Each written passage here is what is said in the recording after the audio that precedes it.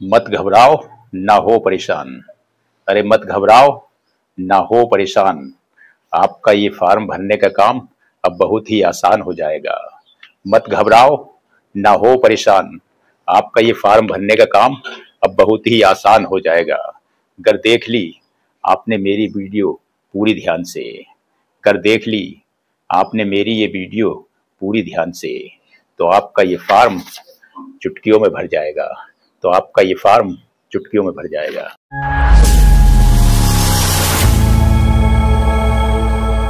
सम्मानित दर्शकों, आप सभी को मेरा नमस्कार।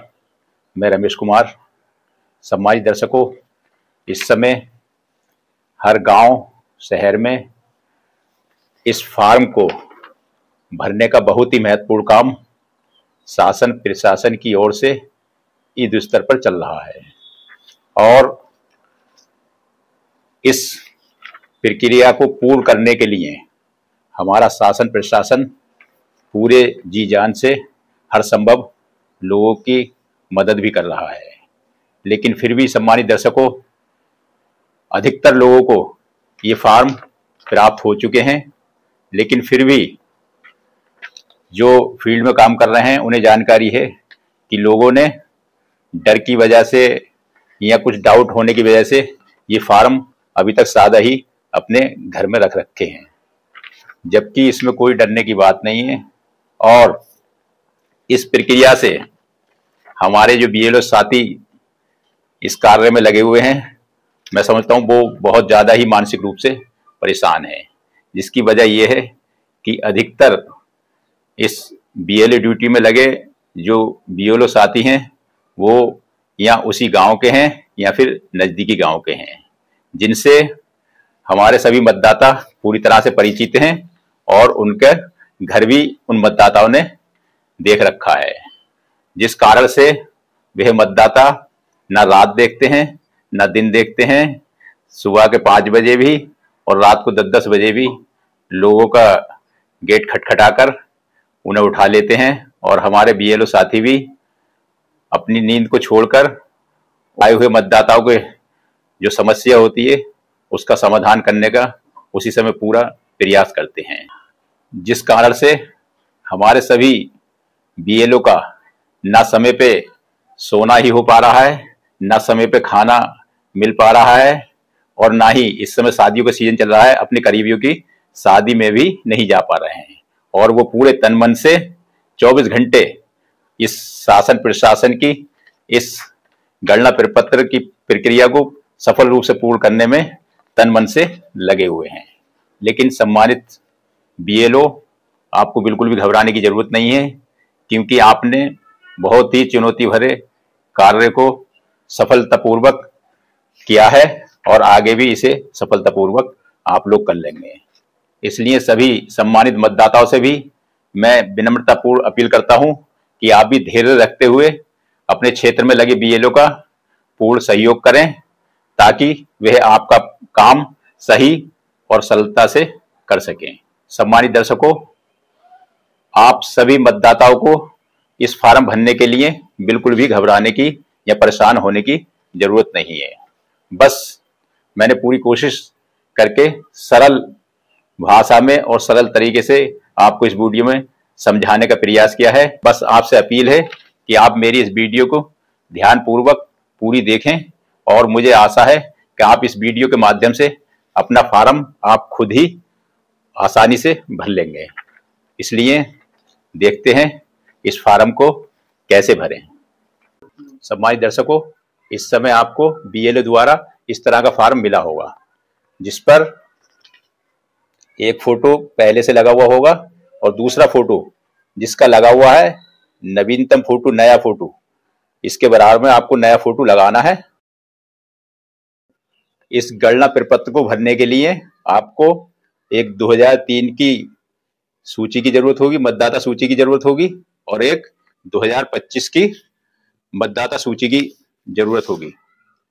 2025 की मतदाता सूची इस प्रकार की होगी और 2003 की मतदाता सूची इस प्रकार की होगी, जो सभी बीएलओ के पास उपलब्ध है और सभी लोग वहां जाकर आसानी से अपना नाम उस लिस्ट में देख सकते हैं।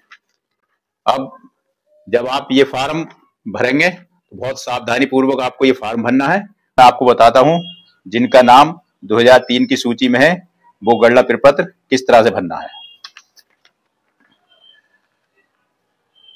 सबसे पहले जिनका नाम 2003 की मतदाता सूची में है और 2025 की मतदाता सूची में है, उनका सबसे पहला कॉलम जन्म तिथि है जो आधार कार्ड से भरना है।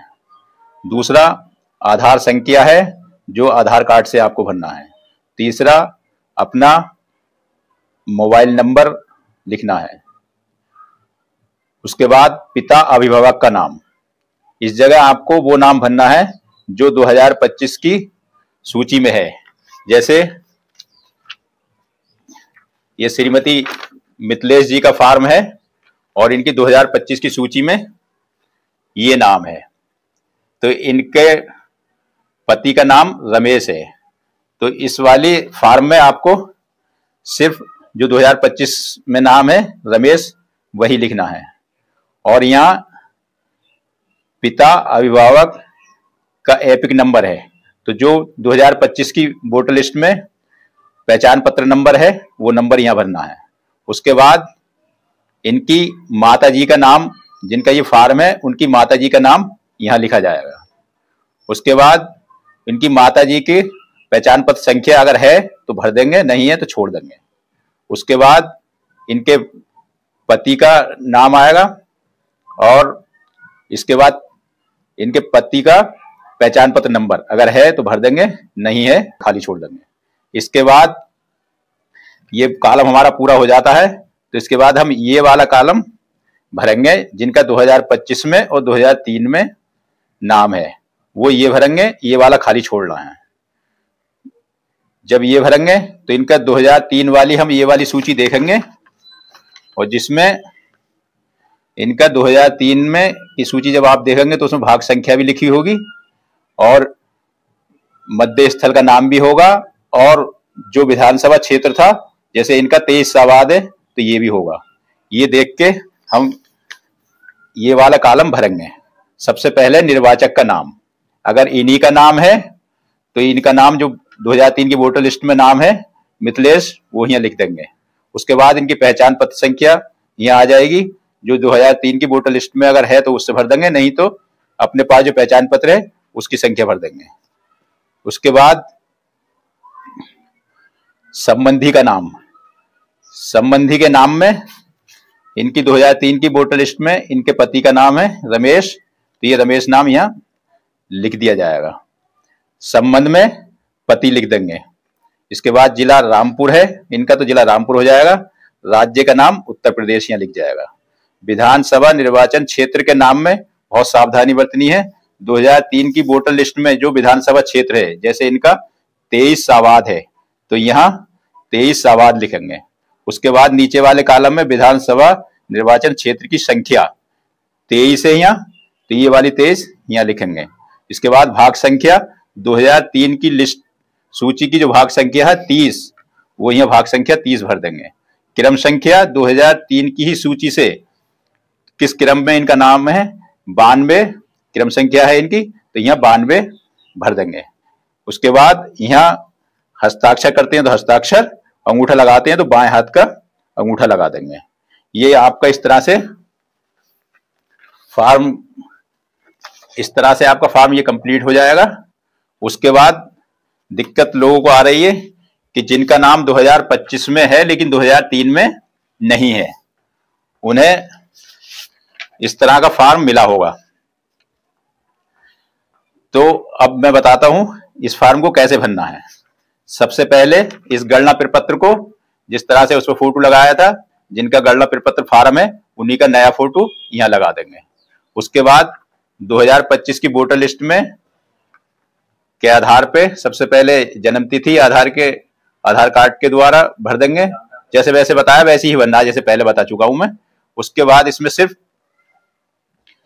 ये पूरा 2025 से भर लेंगे। उसके बाद इनका ये वाला कॉलम नहीं भरा जाना है जो फॉर्म के बाईं तरफ है, जो दाईं तरफ है सिर्फ उसी को भरना है जिनका 2003 की सूची में नाम नहीं है। जब इनका 2003 की सूची में नाम नहीं है तो इनके हम 2003 की सूची देखेंगे, इनके किस संबंधी का नाम 2003 की सूची में है। तो इनके 2003 की सूची में इनके पिताजी का नाम है, 91 नंबर पर इनके पिताजी का नाम है। तो फॉर्म के दाएं साइड वाले में नाम की जगह इनके पिताजी का नाम आ जाएगा, 2003 से भरना है ये, तो रमेश नाम है तो रमेश नाम ही लिखेंगे। इनके पिताजी की पहचान पत्र संख्या लिख देंगे, संबंधी का नाम, इनके पापा की जो पापा का नाम है, इनके दादाजी का नाम रतनलाल है तो यहाँ रतनलाल संबंधी के नाम की जगह रतनलाल लिख देंगे। संबंध में इनके अंजू राधा के दादा आगे, यहाँ दादा लिखा जाएगा। जिला रामपुर हो जाएगा, जिला रामपुर की रहने वाली है तो जिला रामपुर हो जाएगा। राज्य का नाम उत्तर प्रदेश, विधानसभा निर्वाचन क्षेत्र का नाम, जहां इनके पापा का नाम था 2003 की सूची में, तो विधानसभा क्षेत्र का नाम 2003 में इनकी 23 सावाद थी तो यहाँ 23 सावाद लिख दिया जाएगा। विधानसभा निर्वाचन क्षेत्र की संख्या 23 थी तो यहाँ 23 लिख देंगे। और भाग संख्या 2003 की वोटर लिस्ट पे देखकर इनकी भाग संख्या 30 है तो भाग संख्या 30 लिख देंगे। क्रम संख्या, इनके पिताजी का नाम 91 क्रम संख्या पर है तो क्रम संख्या लिख देंगे। इस तरह से ये फॉर्म इनका पूरा भरा जाएगा। जिनका 2003 की लिस्ट में नाम नहीं है उनका ये वाला और ये वाले कॉलम भरे जाने हैं, ये वाला खाली छोड़ना है। उसके बाद यहाँ साइन कर देंगे और फॉर्म आपका कंप्लीट हो जाएगा। इस वीडियो को अगर एक बार में समझ में नहीं आए तो आप कई बार देखें, लेकिन कोई भी गणना प्रपत्र खराब ना हो, समझने के बाद सही से पूरी जानकारी इसमें भरें और अपने BLO को जमा कर दें। बहुत बहुत धन्यवाद।